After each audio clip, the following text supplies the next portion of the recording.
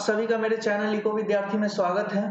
तो पिछली लेक्चर में हमने total utility, marginal utility and then हमने marginal utility and total utility के बीच में जो रिलेशन सेटअप किया था, तो उसमें हमने देखा कैसे total utility and marginal utility आपस में लिंक्ड है कि टोटल यूटिलिटी इंक्रीज होता है तो मार्जिनल यूटिलिटी डिक्रीज होता है, उसके मैक्सिमम पे मार्जिनल यूटिलिटी जीरो होता है। ठीक है, तो आज हम देखेंगे कि टोटल यूटिलिटी का रीजन हमने जाना कि मार्जिनल यूटिलिटी डिक्रीजिंग होता है। आज हम जानेंगे मार्जिनल यूटिलिटी के डिक्रीजिंग होने का क्या रीजन है। ठीक है, तो वही आज हम देखेंगे law of diminishing marginal utility. ठीक है, law of diminishing marginal utility क्या होता है। अगर आप नए हैं इस चैनल पे तो सब्सक्राइब जरूर करें। इसकी सारी पीडीएफ मैं टेलीग्राम पे प्रोवाइड करा रहा हूँ, लिंक डिस्क्रिप्शन में दे रखा है। तो law of diminishing marginal utility क्या होता है, डेफिनेशन से देखें तो the law states as a consumer consumes more and more unit of a commodity, marginal utility derived from each successive unit goes on diminishing. ठीक है, क्या कह रहा है कि कंज्यूमर जो है जैसे जैसे वो मोर and more units of good, good क्या होगा मैंने बता रखा है कि गुड सिमिलर होना चाहिए, सेम होना चाहिए। ठीक है, अगर मैंने पानी को पिया है एक गिलास तो अगली बार भी मैं एक ही गिलास पानी पीऊंगा। ठीक है, ऐसा नहीं कि फर्स्ट टाइम मैंने पानी पिया सेकंड टाइम मैं जूस पी लूंगा। ठीक है, और क्वांटिटी भी सेम रहेगा। फर्स्ट टाइम अगर मैंने 200 ml वाटर पिया तो सेकंड टाइम भी मेरे को 200 ml ही वाटर ड्रिंक करना होगा। ठीक है, तो good should be same and the quantity must be same. ठीक है, तो consumes more and more unit of the commodity. ठीक है, बोल रहा है कि जैसे जैसे वो पर्टिकुलर गुड्स की मोर एंड मोर यूनिट वो कंज्यूम करेगा वैसे वैसे क्या है, marginal utility derived from each successive unit goes on diminishing. इसका क्या मतलब होता है कि देखो, इससे देखते हैं कि जैसे जैसे हम कंजम्पशन बढ़ाते जाते हैं। ठीक है, मैंने बताया था कि फर्स्ट यूनिट कंजम्पशन पे टोटल यूटिलिटी कितना हमारे को मिला, 5। मार्जिनल यूटिलिटी क्या हो गया, 5। फर्स्ट वाले के लिए मार्जिनल यूटिलिटी टोटल यूटिलिटी के बराबर होता है। ठीक है, जैसे ही हमने सेकंड, इसको ध्यान से समझिएगा, जैसे ही हमने सेकंड यूनिट को कंज्यूम करा, मैं सेकंड गुड नहीं बोल रहा हूँ, सेकंड यूनिट बोल रहा हूँ। ठीक है, जैसे ही मैंने सेकंड यूनिट को कंज्यूम करा तो टोटल यूटिलिटी कितना मिला, 8 यूटिल्स। ठीक है, इसको यूटिल्स में मेजर करते हैं। तो यहाँ पे ये कंफ्यूजन ना होना चाहिए कि जो सेकेंड यूनिट है उसका जो टोटल यूटिलिटी है वो 8 है। ठीक है, एक्सेप्टेड, बट 8 यूटिल्स जो है वो सेकेंड यूनिट ऑफ वाटर से नहीं मिला है। सेकेंड ग्लास हमने जो ड्रिंक करा है उससे 8 नहीं मिला है। ये क्या है, टोटल यूटिलिटी क्या होता है कि जितना भी हम यूनिट कंज्यूम कर रहे हैं तो सबका सम जो आएगा वही मेरा टोटल यूटिलिटी होता है। तो लेट्स से कि फर्स्ट और सेकंड मैंने ड्रिंक करा तो टोटल यूटिलिटी क्या हो जाएगा सेकंड के लिए, फर्स्ट का भी और सेकंड का भी, दोनों का यूटिलिटी जब हम ऐड करेंगे तब जाकर सेकंड की यूटिलिटी मिलेगी। ठीक है, तो 8 आने का मतलब ये नहीं कि 8 यूटिल्स इस इंडिविजुअल सेकंड ग्लास से मेरे को मिला है। ठीक है, ये दोनों का सम है। अब हम देखते हैं कि मार्जिनल यूटिलिटी मैंने बताया था, बट एक चीज और मैं बता दूं, मार्जिनल यूटिलिटी को आप बोल सकते हो कि एक एक इंडिविजुअल यूनिट ऑफ कंजम्पशन का उसका अपना यूटिलिटी जो प्रोवाइड कराता है वो है। जैसे कि ये तो सेकंड है, ऐड करके फर्स्ट एंड सेकंड का आया, बट इंडिविजुअली हम देखें कि सेकंड वाली यूनिट से कितना यूटिलिटी मिला तो वो मेरे को मिला 3 यूनिट। ठीक है, इंडिविजुअली थर्ड वाले से कितना मिला तो वो मिला 2 यूटिल्स। ठीक है, थर्ड यहाँ टोटल यूटिलिटी 10 है नो डाउट, बट ये क्या है, first plus second plus third है। बट अगर हम देखें कि सिर्फ थर्ड यूनिट, थर्ड ग्लास से हमारे को कितना यूटिलिटी प्रोवाइड हुआ तो वो सिर्फ 2 ही हुआ। इसी तरह से फोर्थ से कितना हुआ नेट, तो वो 1 ही हुआ। तो मार्जिनल यूटिलिटी को हम ऐसे रिलेशन सेटअप कर सकते हैं कि एक एक यूनिट का अपना इंडिविजुअली वो क्या यूटिलिटी हमारे को प्रोवाइड करा रहा है, वो इंडिविजुअल यूटिलिटी वो मार्जिनल यूटिलिटी हो जाएगा। बट टोटल यूटिलिटी क्या होता है कि सीरियली सक्सेसिव जितना हम कंज्यूम करते जा रहे हैं तो सबका एडिशन करते जा रहे हैं। ठीक है, और इंडिविजुअली अलग होता है। ठीक है, तो टोटल यूटिलिटी हमने क्या पढ़ा था कि टोटल यूटिलिटी जब आपका मैक्स होगा तो मार्जिनल यूटिलिटी क्या हो जाएगा, उस टाइम पे 0 हो जाएगा, हमने बोला। ठीक है, जब टोटल यूटिलिटी आपका इंक्रीजिंग दिखाएगा तो मार्जिनल यूटिलिटी क्या हो जाएगा, डिक्रीजिंग दिखाएगा, और इस पॉइंट पे कितना होता है, 0 हो जाता है। फिर जैसे ही टोटल यूटिलिटी डिक्रीजिंग होता है, फॉल करने लगता है, तो मार्जिनल यूटिलिटी क्या होता है, नेगेटिव आने लगता है। ठीक है, ये सारी सेटअप मैंने बता रखा था।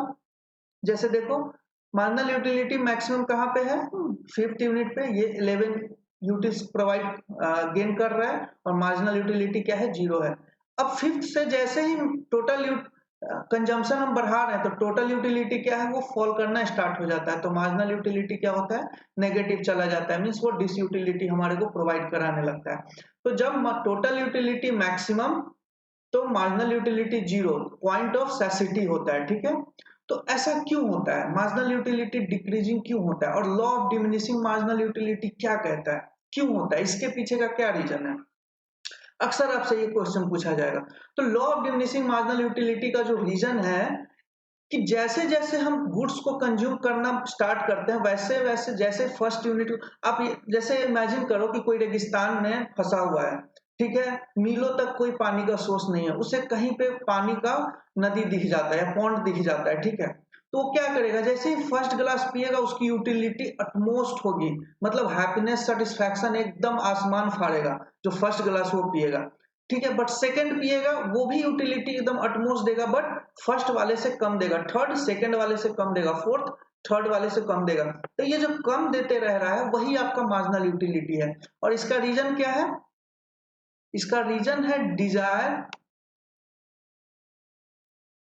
इंटेंसिटी, इंटेंसिटी ऑफ डिजायर, ये आपका फॉल करने लगता है जैसे जैसे हम यूनिट कंजम्पशन ऑफ गुड्स का जो यूनिट है, वो हम जैसे जैसे बढ़ाते रहते हैं, तो डिजायर, जो भी intensity of desire to have some goods, ठीक है, कि उस ग्लास के वाटर को पीने के लिए जो मेरा इंटेंसिटी है, जो इच्छा है, वो धीरे धीरे कम होने लगता है। जैसे जैसे पानी की इच्छा कम होने लगती है, वैसे वैसे इंटेंसिटी ऑफ डिजायर कम होने लगती है। तो इसी के लिए क्या होता है, मार्जिनल यूटिलिटी आपका डिमिनिशिंग होने लगता है। ठीक है, आई होप आपको क्लियर हो रहा होगा। अब हम देखते हैं कि assumptions of diminishing marginal utility, बिना कुछ सर्टेन अजम्पशंस के डिमिनिशिंग मार्जिनल यूटिलिटी आप मतलब इमेजिन नहीं कर सकते हो। ठीक है, कुछ इसके क्राइटेरिया है। फर्स्ट क्या है, standard unit of measurement is used. ठीक है, क्या कहता है कि if the unit of measurement is very large or very small, then the law not hold, then this law not hold.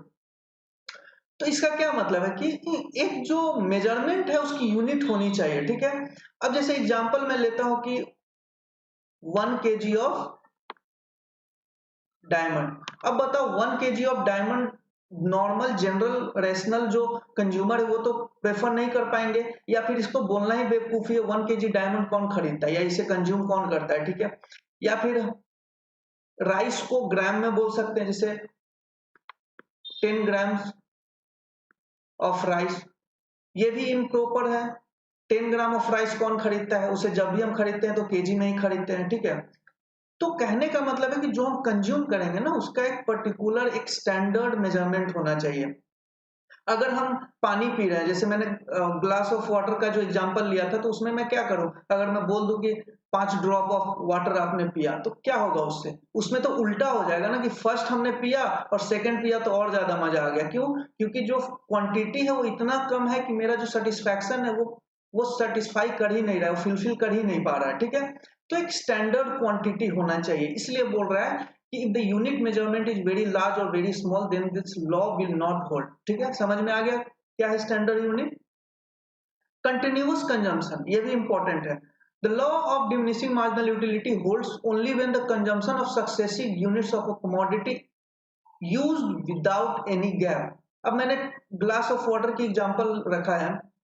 अब बताओ कि मैंने एक ग्लास वाटर अभी पिया, ठीक है, अब एक ग्लास वाटर मैंने अगले दिन पिया, तो क्या होगा, यूटिलिटी तो मेरा सेम ही हो जाएगा, जो आज मेरे को मिला वही सेम हो जाएगा, तो मार्जिनल यूटिलिटी डिक्रीज करेगा ही नहीं। हो सकता है कि अगले दिन और मेरा मार्जिनल यूटिलिटी बढ़ जाए, तो ऐसा नहीं हो सकता। इसीलिए हम marginal utility, law of diminishing marginal utility की बात तभी करते हैं जब मेरे पास 3-4 ग्लास है और मैं अभी ही लगातार पी रहा हूँ, पहले एक ग्लास पी लिया, फिर दूसरा पी लिया, फिर तीसरा पी लिया, तभी मैं मार्जिनल यूटिलिटी को सेटअप करा सकता हूँ।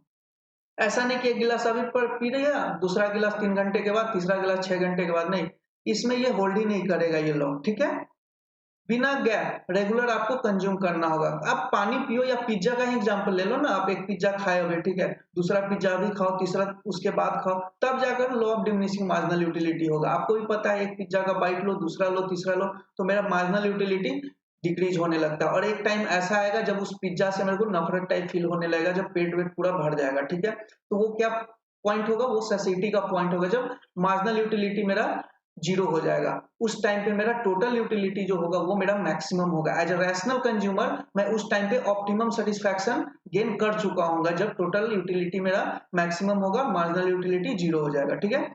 उसके बाद अगर मैं एडिशनल पिज्जा खाता हूं तो मेरा मार्जिनल यूटिलिटी नेगेटिव में चला जाएगा, एक्स एक्सिस के नीचे चला जाएगा, मींस डिस यूटिलिटी हमारे को मिलने लगेगा, ठीक है। थर्ड है mental and social condition of consumer must be normal, ठीक है, ये भी इंपॉर्टेंट है। The law will hold when consumers mental condition is normal, ठीक है।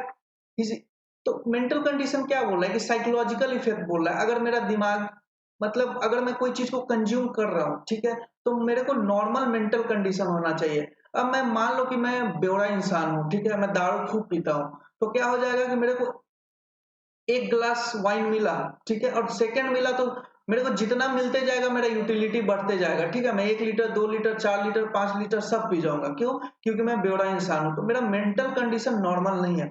बट एक मेंटल कंडीशन नॉर्मल इंसान का क्या काम है कि अगर वो फर्स्ट ग्लास ऑफ वाटर पिया तो सेकेंड में उसकी मार्जिनल यूटिलिटी डिक्लाइन होनी ही चाहिए। वही एक नॉर्मल मेंटल कंडीशन की पहचान है, ठीक है। तो आई होप आपको ये समझ में आ रहा होगा। His income and taste are unchanged and his behaviour is rational.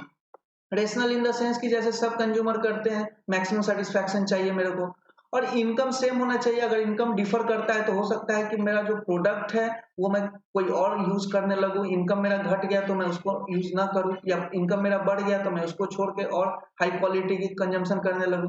तो income must be same and taste must be same. अगर मैं अभी पिज्जा खा रहा हूँ, ठीक है, अभी मैं अगर टोस्टेड पिज्जा खा रहा हूँ तो अगली बार भी मुझे टोस्टेड पिज्जा ही चाहिए, ठीक है। ये नहीं कि अभी टोस्टेड खा लिया अगली बार में कोई और भी खा लिया, ये नहीं। Quantity and quality must be same, ठीक है। तो टेस्ट भी सेम होनी चाहिए। अगर मैं अभी पानी पी रहा हूं तो अगली बार भी मुझे पानी ही पीना चाहिए। मैं बार बार बोल रहा हूँ, good must be same, good change नहीं होना चाहिए, ठीक है। इसी जो गुड मस्ट बी सेम, इसी का ये एजम्पशन है। होमोजीनियस कमोडिटी, होमोजीनियस कमोडिटी क्या कहता है कि all units of a commodity consumed are homogeneous and perfect substitute, ठीक है। अगर मैंने मान लेते हैं कि वाटर की बात कर रहा है, ठीक है, तो वाटर में अगर दिल्ली का वाटर पीऊं या बिहार की वाटर पीऊं, ठीक है, इसमें कोई डिफरेंस तो है नहीं, ठीक है। होमोजीनियस क्या कहता है कि a consumer perceives no actual and the real differences between two goods, ठीक है। कि अगर मैंने राइस की बात करा या फिर फ्रूट्स की बात करा, चलो एप्पल की बात करता हूँ, तो एप्पल की बात करो दिल्ली में लो या बिहार में लो सेम है। पिज्जा की बात करो तो दिल्ली के डोमिनोज से खाओ या बिहार के डोमिनोज से खाओ, क्वालिटी सेम है, क्वांटिटी भी सेम है, प्राइस भी सेम है कि नहीं? तो कोई फर्क नहीं पड़ता है। तो आप दिल्ली का पिज्जा खाओ या बिहार का खाओ, मान लो कि फर्स्ट यूनिट आपने दिल्ली वाला पिज्जा खा लिया, सेकंड यूनिट आपने बिहार वाला खा लिया, फिर थर्ड यूनिट आपने दिल्ली वाला खा लिया, फोर्थ वाला आपने बिहार का खा लिया, तो फिर भी law of diminishing marginal utility hold करेगा, क्योंकि क्वांटिटी आपका होमोजीनियस है और परफेक्ट सब्स्टिट्यूट है। मतलब मैं बिहार के पिज्जा को दिल्ली वाले पिज्जा से सब्स्टिट्यूट कर सकता हूँ, ठीक है। तो law of diminishing marginal utility hold कब करेगा? जब कमोडिटी होमोजीनियस हो। मैं जो बोलता हूँ ना कि कमोडिटी मस्ट बी सेम, ठीक है, तो वही ये चीज है, होमोजीनियस होना चाहिए। ये जरूरी नहीं कि मैं अगर यहाँ का एप्पल एक खाया हूं तो यहीं का एप्पल मैं खा लूं तभी ये लॉ होल्ड करेगा, ऐसा नहीं। यहाँ का एप्पल खाऊं उसके बाद यूपी का खा लूं उसके बाद केरला का एप्पल खा लूं, एप्पल सेम ही होता है। मतलब मोस्टली 99% आइडेंटिकली ही होता है इन फिजिकल फिनोमिना। तो वही होता है जो परफेक्ट सब्स्टिट्यूट है, जो मैंने यहाँ से वहां का एक्सचेंज करके यूज कर सकता हूँ, तो इसे परफेक्ट सब्स्टिट्यूट बोलते हैं, ठीक है। तो ये आपका 4 इंपॉर्टेंट अजम्पशंस है जो कि law of diminishing marginal utility hold करने के लिए इंपॉर्टेंट है, ठीक है। यही इस वीडियो का अंत है। नेक्स्ट में हम यूटिलिटी कॉन्सेप्ट, जो कार्डिनल यूटिलिटी का मेन अजम्पशंस है वो बताएंगे, और उसके बाद कंज्यूमर इक्विलिब्रियम, जो मेन टॉपिक स्टार्ट होने वाला है कि एक कंज्यूमर अपने आप को इक्विलिब्रियम पे कब अटेन कराता है, मतलब जो मैक्सिमम सेटिस्फैक्शन है वो कब करा पाता है। तो उसमें प्राइस, यूटिलिटी, मार्जिनल यूटिलिटी का काफी यूज होने वाला है, काफी इंटरेस्टिंग होगा, ठीक है। तब तक के लिए stay home, stay safe, good bye.